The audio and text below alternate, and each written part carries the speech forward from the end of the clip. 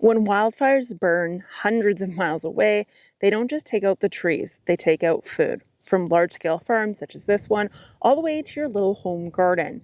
Smoke changes everything. The way the plant grows, the yields you get, and the food that eventually makes it to your table. So today we're going to dig into how smoke really impacts your crops and how you can keep things growing even when it feels like the world is on fire. And for those of us in Saskatchewan, it is on fire. Just so you know, if you haven't gotten the memo at this point. If you don't know who I am, my name is Ashley, and I have a degree in soil science.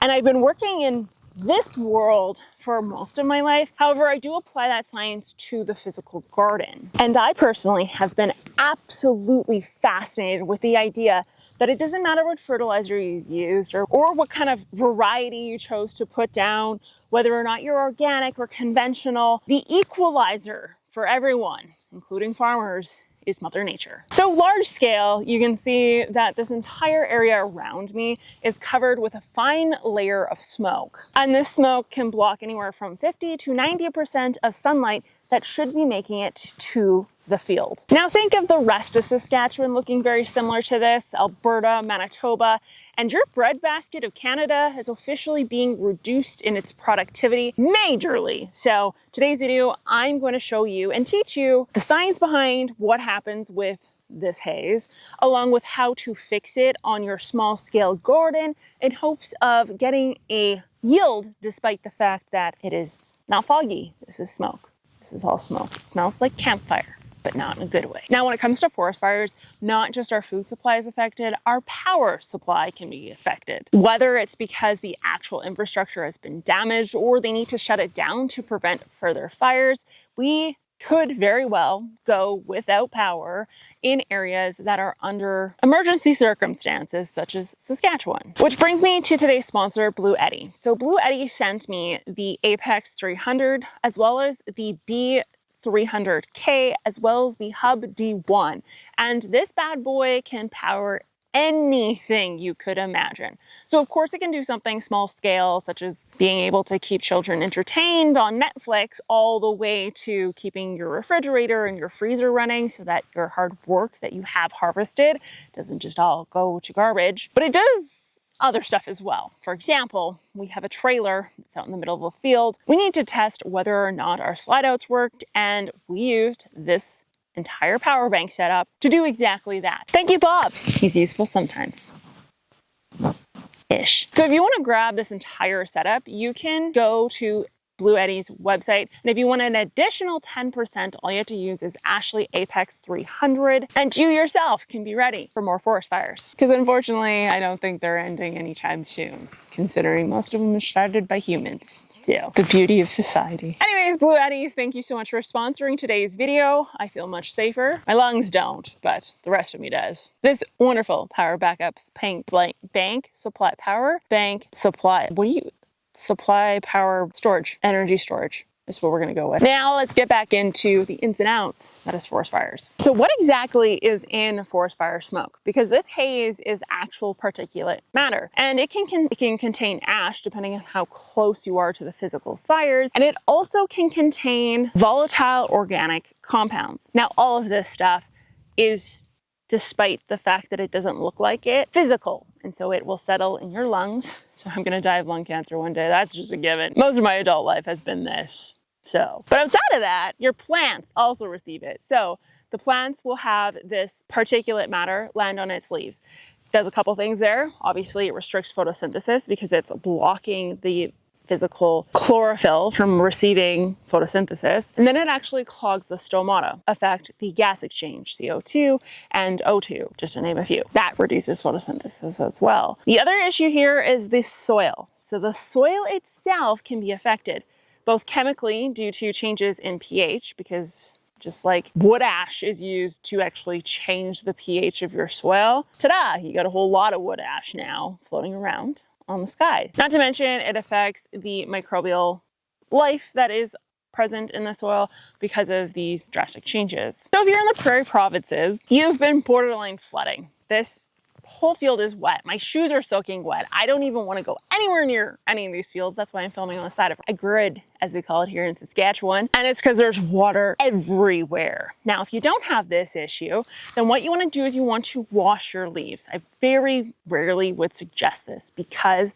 the watering of leaves will cause powdery mildew, blights, any sort of fungal issue will be increased in this environment. It does not burn the leaves. That is a complete myth. Sunlight and water it does not magnify. It's not a thing. It evaporates way too quickly for that to happen.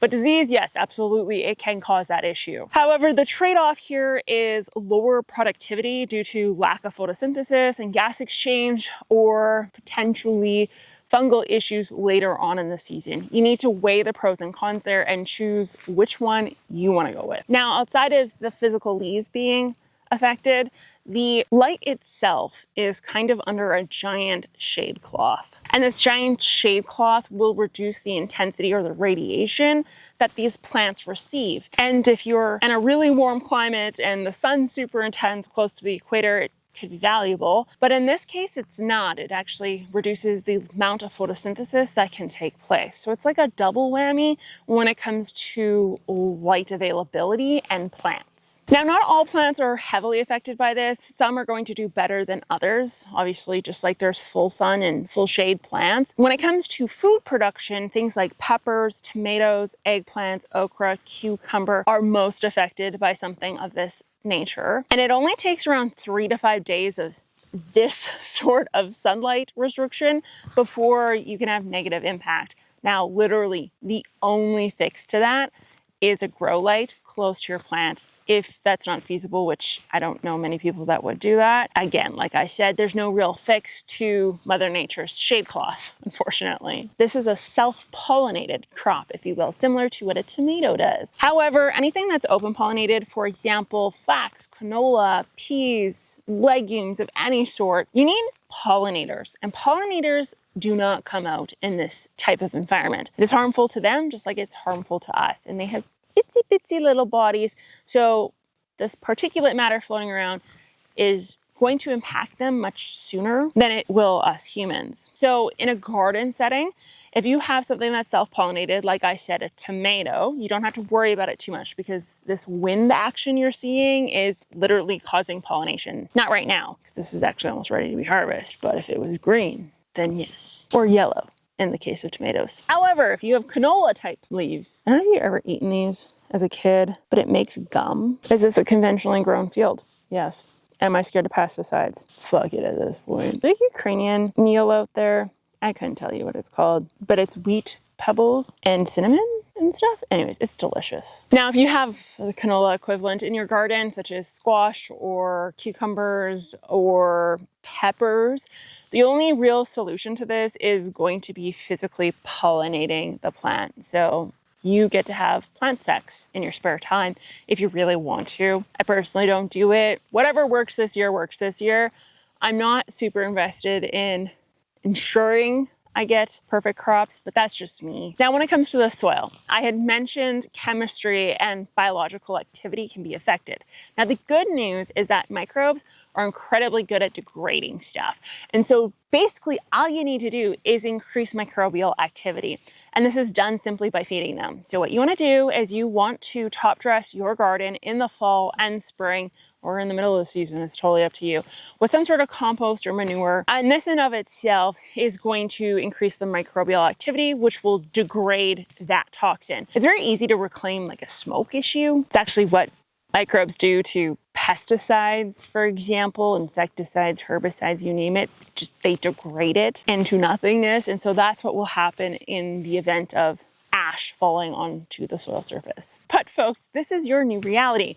And if you want more tips and tricks that are not always Canadian based, but sometimes Canadian based, then hit that subscribe button. Make sure to like, comment down below if your summers have been looking like this. And Geek Crew, I will talk to you guys next time. Bye.